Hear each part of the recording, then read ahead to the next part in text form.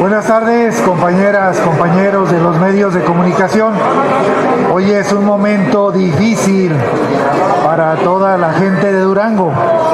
Venimos un grupo de legisladores encabezados por un servidor duranguense de nacimiento, así como el diputado Fernández de Oroña, el diputado Reginaldo Sandoval, que son duranguenses por adopción y por decisión propia. Nos acompañan dos compañeros de ustedes, periodistas, que no encontraron eco en Durango porque, muy tristemente, Durango es un lugar donde las cosas funcionan siempre al revés, ¿sí?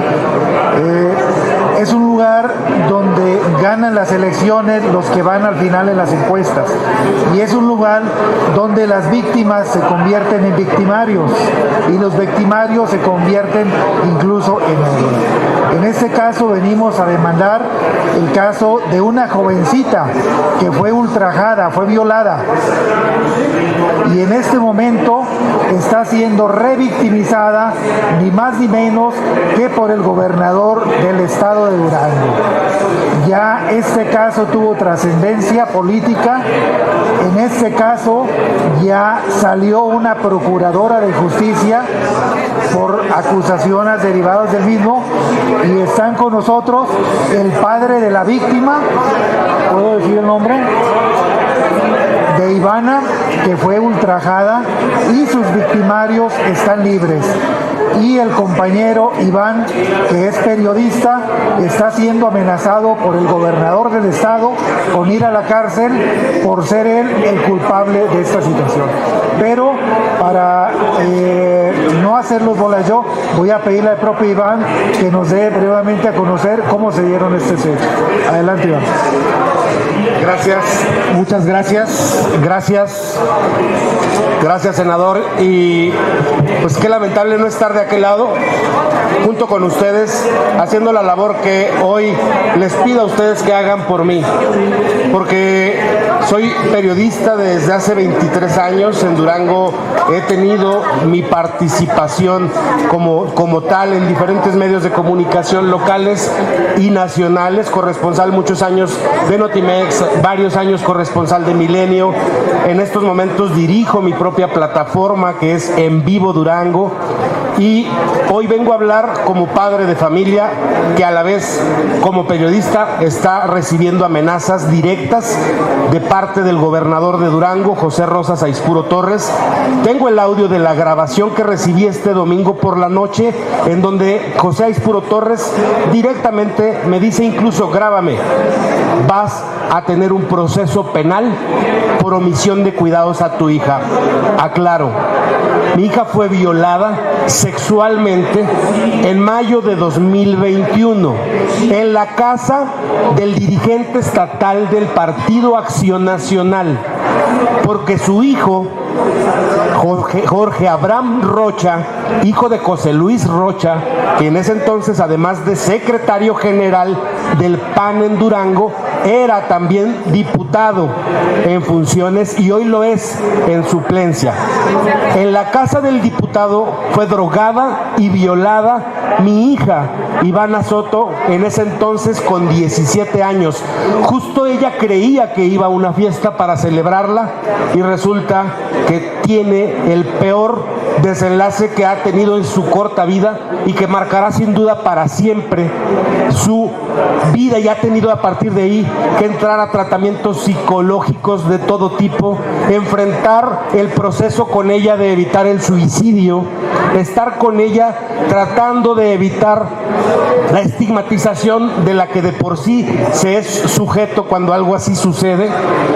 Ella se atreve a reconocer que lo que ocurrió no es su culpa, prácticamente 8 o 10 semanas después de los hechos. Todo ese tiempo tuvo un comportamiento un poco extraño, pero para su edad uno creería que es la adolescencia, hasta que se anima a decírmelo en agosto de 2021, y yo lo hago con ella, lo que hago con ella es acudir a la fiscal del estado, en ese entonces Ruth Medina Alemán, y le digo: Ruth, ayúdeme, soy periodista, sí, quiero que eso quede muy aparte, lo de mi hija no se vale, y los dos responsables de drogarla y violarla son hijos de políticos y empresarios y amigos personales del gobernador. Tengo duda que no haya actuación. Ella me aseguró que habría todo lo necesario para actuar y no ocurrió. Transcurrió el mes de agosto, septiembre, octubre, noviembre, diciembre, enero, febrero y marzo. El 8 de marzo, todo esto se mantenía en la secrecía propia de una carpeta de investigación que, cuando nos damos cuenta, en marzo no tenía ni un solo avance. Lo único que en esa carpeta de investigación había era lo que nosotros habíamos aportado como elementos, o la ratificación de la manifestación de la menor, o las periciales iniciales, que por cierto en Durango revictimizan a la víctima. Imagínense que para encontrar el daño psicológico en una persona violada menor de edad le dedican 20 minutos y después de eso determinan si hay o no hay daño psicológico. Bueno, por esa razón, 7 meses después, el 8 de marzo, mi hija se siente valiente participando en la marcha del Día de la Internacional de la Mujer, en las marchas que en todo el país hubo. Mi hija lo hace en Durango, me pide permiso de sentir cuando menos que ahí se exprese. En el escenario que hay el día 8 de marzo, muchas niñas o jovencitas o mujeres se atreven a hacer públicos sus casos. Ella lo iba a hacer. Decidimos pedirle que no lo hiciera, que no estábamos listos para enfrentar que, además de saber que fue violada, ahora todo el mundo tendría que enterarse. Lo revisamos en casa, le pedimos que lo analizara, pero es una menor con autonomía progresiva a sus derechos, 17 años, ya no es lo mismo que una bebé. Es una menor que está a punto de ser mayor de edad. Ella cumpliría o cumplió los 18 en abril de este año, es decir, ya no podía tampoco mucho que hacer para detenerla, solamente recomendarla y apoyarla en su decisión. El 9 de marzo de 2022 decide hacerlo público ella misma y señalar directamente a estos influyentes hijos de políticos, amigos del gobernador de Durango, y hacer que se sepa lo que a ella le ocurrió. A partir de ahí, lo que recibimos de parte de la administración estatal es una llamada de la fiscal en ese entonces, Ruth Medina Alemán, intimidándome, amenazándome y señalando que fue un error hacerlo público y que ahora posiblemente yo tenga las consecuencias. Ojo, esta llamada la grabé y está publicada en las redes sociales de muchos medios de comunicación que tuvieron el valor en Durango en ese entonces de publicarla. Cuando se sabe lo que dijo Ruth Medina Alemán y cómo trata al padre de una víctima de violación, 2 días después es depuesta de su cargo, cae del cargo como fiscal Ruth Medina Alemán y se ve obligado, más por las circunstancias que otra cosa, el gobernador a poner un nuevo fiscal para el estado de Durango. A partir de ahí, en teoría, empieza a enderezarse la investigación de la carpeta, pero mi labor periodística sigue siendo como antes y no a raíz del hecho, una labor crítica, una labor de señalamiento, que por cierto, en otros tipos de investigaciones como el Sedeco Gate, que es una investigación que hicimos relacionada con el mal manejo de 100 millones de pesos que en pandemia debieron distribuirse a micro, pequeños y changarros por apoyarlos, y se lo quedaron unos cuantos amigos del gobernador. Lo documentamos, no hubo manera de decir y de comprobar lo contrario, y cayó el secretario de Desarrollo Económico a raíz de esa investigación. Por el mismo estilo, En Vivo Durango y su servidor y mi hermano Héctor Soto hemos hecho investigaciones que han generado dolores serios de cabeza y que han generado también consecuencias. Tenemos 5 juicios en lo personal o como medio, es 5 juicios en Durango. Con este que ya me anticipó el gobernador, serían 3 penales y 2 civiles, y todos avanzan y todos se dirigen inmediatamente a que no haya materia ni siquiera para poderme defender. Organizaciones de periodistas que en Durango existen que ni siquiera te voltean a ver, medios de comunicación a los que hoy mismo tengo que venir hasta acá porque son mis amigos y me dicen: Iván, prohibido tocar tu tema, si no, no nos pagan todo lo que nos deben. El gobierno ha hecho que los medios estén arrodillados, puesto que les debe tranquilamente 1 año y medio o 2 años de convenios por la publicidad que legalmente creo todos tienen derecho a acceder. Resulta pues que el gobernador del estado, no con todo lo anterior que ya ha ocurrido, en uno de los juicios por vía civil y penal nos demandan a Héctor, a mí y a otro compañero periodista, Víctor Rubén Hernández Guerrero, por hacer una investigación donde detectamos que desde el despacho del gobernador, en su círculo más cercano, se podría contar con una red de troles que sirven para atacar, para denostar a periodistas y a críticos de su sexenio. Hicimos esa investigación y lejos de que sucediera algo contra los funcionarios a los que señalamos, los funcionarios nos demandaron y ¿qué creen? Ganaron.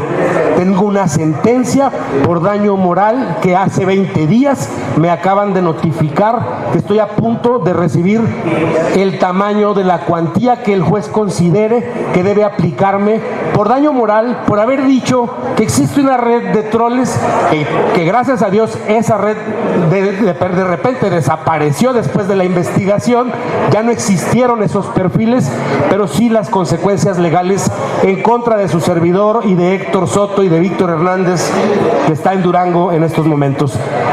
Juicio tras juicio, expediente tras expediente.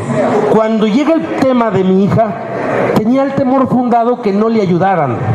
Tenía el temor fundado que por represalias a mí no avanzara. Y dicho como sucedido, no avanzó.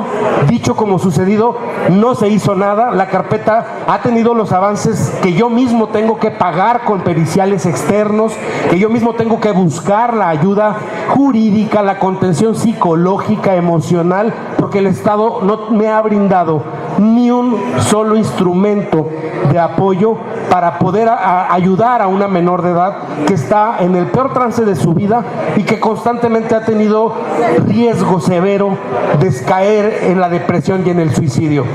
Con todo y eso, y a pesar de eso, el gobernador de Durango me llama el domingo por la noche para decirme que no como periodista, sino como padre de familia, porque él no es represor, dice él y grábalo, yo no soy represor, pero sí como padre de familia, tú vas a ir a la cárcel, tú tienes un problema penal por la violación de tu hija. Extrañado, tengo el audio, lo voy a poner si ustedes desean terminando mi comentario. Extrañado le digo, ¿y yo por qué, señor? Yo soy el papá, yo quiero justicia. Te enteraste mucho antes y no lo hiciste del conocimiento de las autoridades. Le digo, gobernador, ¿y por qué dice eso? Si yo al día siguiente que me enteré presenté la denuncia, ¿por qué dice eso? Lo tendrás que comprobar, ahora lo tendrás que comprobar. Le digo, ¿y por qué no hay nada contra los violadores? Esa es otra cosa, ese es otro tema. Esto es contra ti. Y yo, me dijo el gobernador literal, te lo demuestro, las puñaladas no las doy por la espalda, lo hago de frente. Te lo advierto desde ahorita, no quiero que te enteres por otros lados, es mío, de mi parte esta situación contra ti, porque te lo mereces como mal padre. Le digo, gobernador, ¿no le parece que ya es un exceso? ¿No le parece que esto ya se salió de cauces? Si como periodista no le gusta mi trabajo, lo podemos arreglar como periodista y funcionario. ¿Por qué tendría hoy que afectar incluso a mi hija revictimizándola? Porque al momento en que quiere abrir un expediente ahora contra mí, tendrán que llamar los jueces a mi hija para acarearla a ver si efectivamente ella ha tenido omisión de cuidados de parte de su padre. Un padre que vive con sus 4 hijas, que están 6 de los 7 días conmigo y un solo día están con la madre. Estamos en divorcio desde hace ya varios años y resulta que hoy yo soy el responsable de que hayan violado a mi hija porque no sabía dónde estaba, porque yo dónde estaba cuando la violaron. Si ustedes me lo permiten y el tiempo que tenga posible, es una llamada que dura más o menos 12 minutos, puedo poner una contraparte, y quien desee, con todo gusto lo puedo compartir toda esta información. El audio mismo está en las redes sociales personales de En Vivo y de muchísimos compañeros que se han atrevido a subirlo, medios nacionales que también desde ayer y antier han conocido del caso y lo han publicado. Algunos quizá están con sus corresponsales o sus enlaces aquí presentes. Agradecerles después de aquí, después de venir al Senado a esto, a decírselos, a tener el apoyo de quien pueda ayudarme, de la fracción que sea. Busqué a la senadora Kenia López, espero tener la posibilidad de platicar con ella como presidenta de la Comisión de Derechos Humanos, y porque además es del partido del gobernador en turno y del partido de quien tiene esta circunstancia ahí en Durango. Ojalá me pueda recibir después de esto. No vengo con ningún partido en particular, vengo a que me ayuden quien me pueda y quien quiera ayudarme. Esta es la grabación, ojalá se escuche lo suficiente, y quien quiera el archivo digital, con todo gusto, por AirDrop, por WhatsApp, por cualquier vía, se los puedo pasar. Lo escuchan, por favor. Domingo 10 de julio de 2022.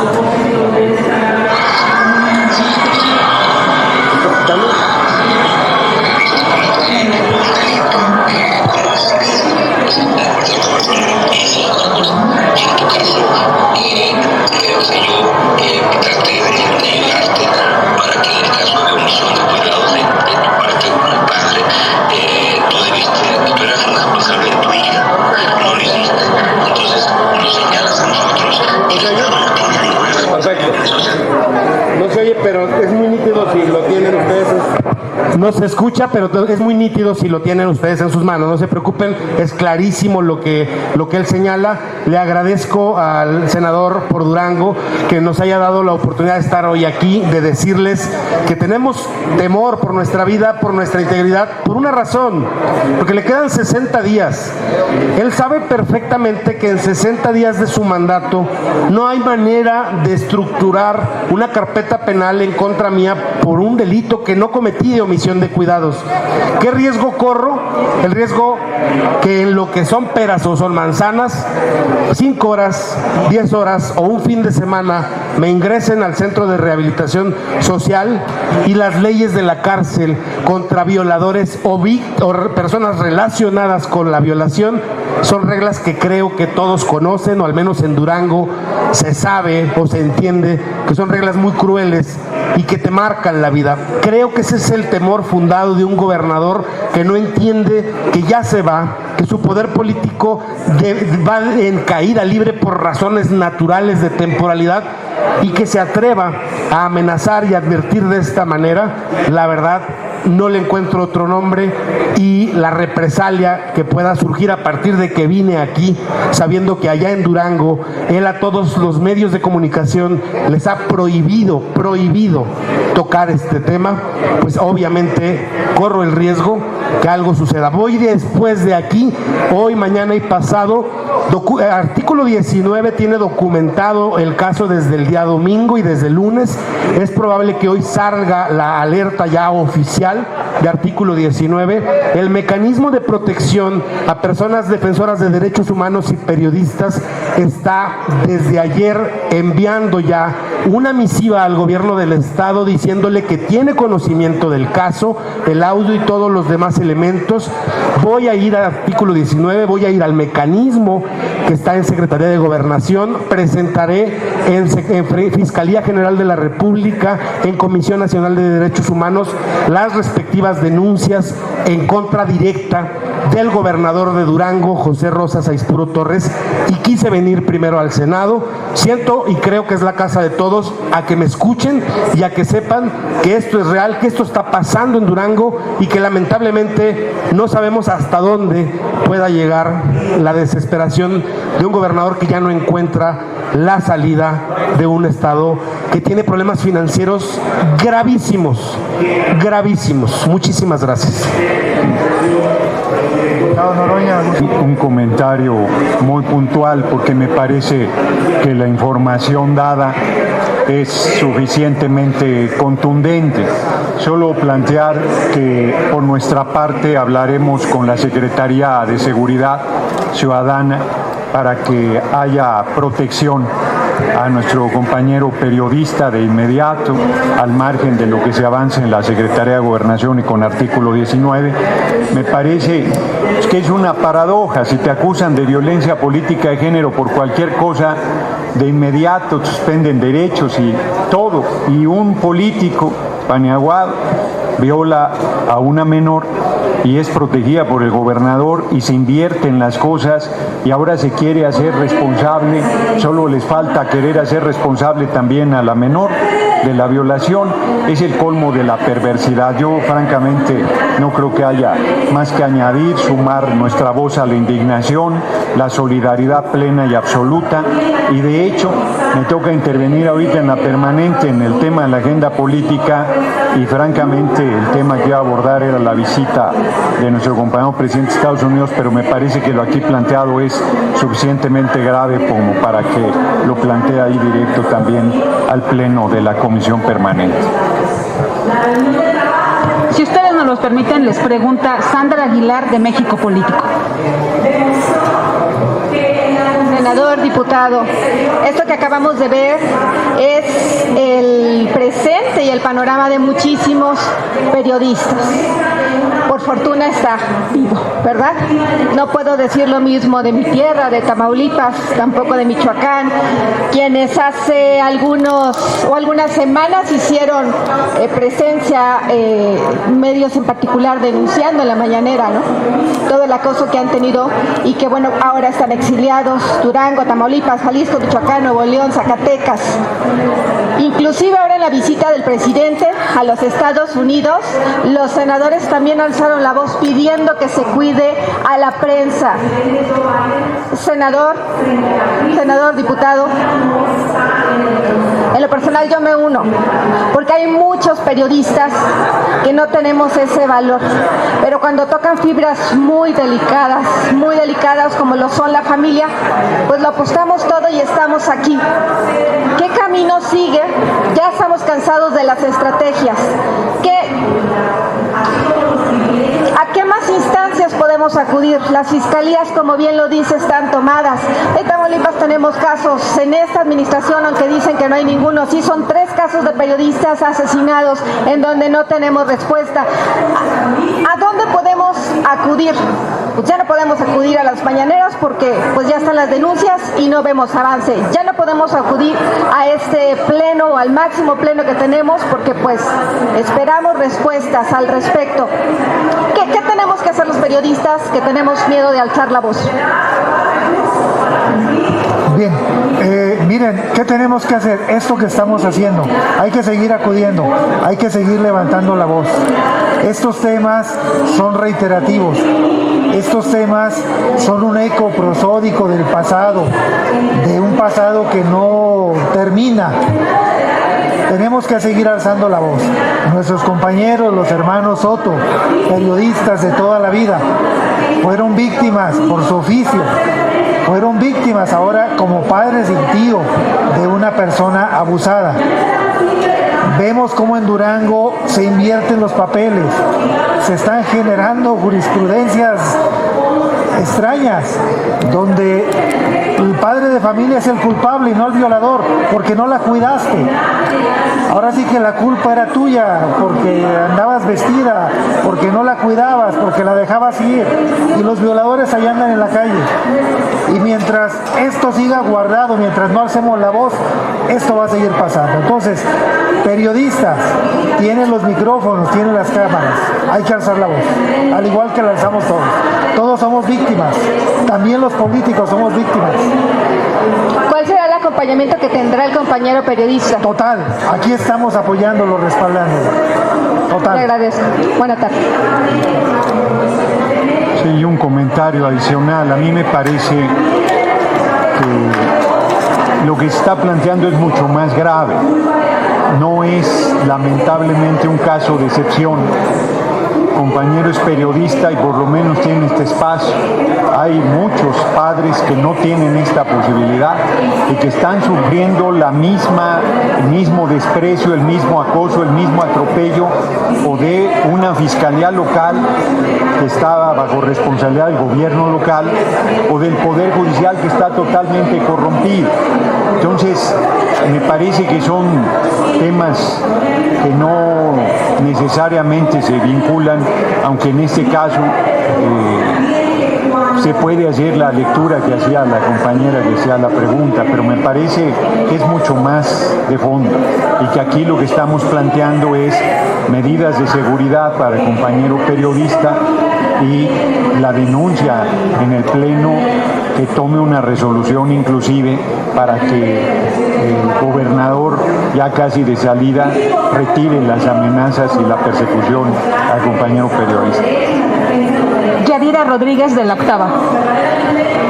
Buenas tardes. Preguntarte, decías que vas a recurrir a la Fiscalía General de la República. Me gustaría que me precisaras un poco en qué sentido va la denuncia, por qué delito, y luego también por qué tema sería la queja ante la CNDH y si la visita a la Secretaría de Gobernación es para pedir que se te incorpore al mecanismo de protección de periodistas, por favor. Sí, gracias. La denuncia relacionada con estos actos del gobernador en mi contra la estamos apenas a partir de hoy, la vamos a estar presentando.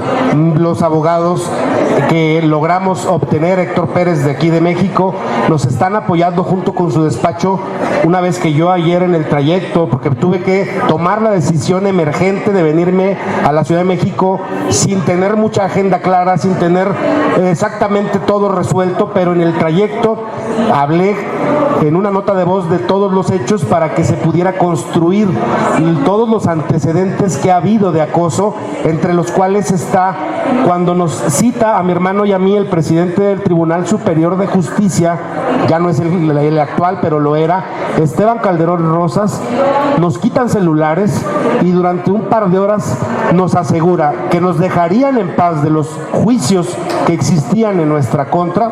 Al día siguiente de esa reunión teníamos audiencia de vinculación o no a proceso por los dichos que hicimos de este reportaje de la red de troleo, y el presidente del Tribunal de Justicia, como vil mafia, nos dice: todo se puede detener si ustedes acceden a dejar en paz al gobernador. Él me manda a decirles que existe la posibilidad de acuerdo.